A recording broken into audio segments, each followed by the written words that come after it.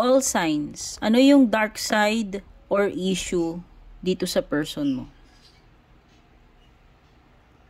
Aries, ano yung dark side or issue dito sa person mo?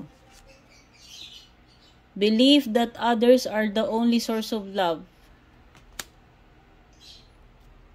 Taurus, ano yung dark side or issue dito sa person mo? Fear of getting hurt. O, baka sinatrauma na to. Gemini, ano yung issue o dark side nitong person mo? Feeling undeserving of love and affection. O, baka na-trauma din to. Kaya parang nagkaroon na siya ng feeling ng insecurity. Cancer, ano yung issue or dark side nitong person mo? Believe that everyone lives. Takot to. Siguro lagi itong iniiwan sa mga past niya. Ano yung shadow side or dark side or issue nitong person mo, Leo? Fear of commitment. O takot itong matali. Sumugal, mag-commit. Virgo, ano yung issue nitong person mo or yung shadow side or dark side niya? Self-blame. Palagi niya sinisisi sarili niya. Nag-develop na siya ng ganyang mindset, no? Siguro dahil sa mga past relationship niya.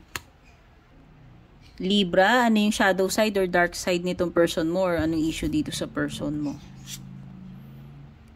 Perfectionism, nako, mataas ang standards or pwedeng may pagka-narc siya, ma-ego, mapili. Scorpio, ano yung issue dito sa person mo or yung shadow side or dark side sa kanya?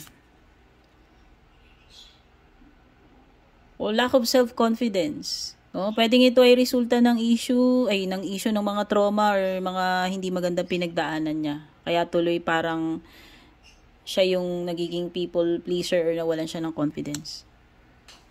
Sagittarius, ano yung shadow side or dark side nitong person mo or ano yung issue sa kanya?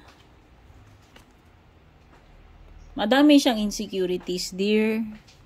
Pwedeng may mga traumas or hindi magandang experiences in the past. Kaya tuloy nag-develop siya ng insecurity sa sarili niya. Capricorn, ano yung dark side or shadow side nitong person mo or ano yung issue sa kanya? Takot siyang mag-open ng 100% eh. Siguro takot siya mag-fail, takot siya masaktan. Aquarius, ano yung shadow side or dark side nitong person mo or ano yung issue sa kanya? Fear of incompatibility. Siguro mahilig itong mag-compare sa mga past niya tsaka sa mga present relationship niya. Takot siyang mag-fail sa relationship.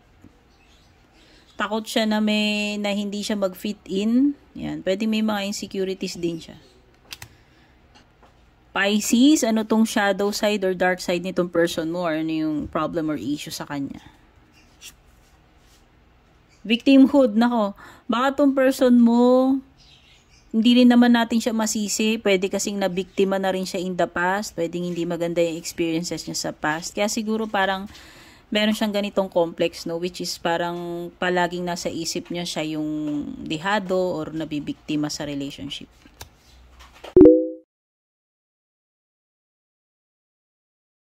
And kung balak nyo pong mag-book or mag-inquire ng personal readings ko, basahin nyo lamang po itong nakasulat sa screen or yung nakalagay sa description.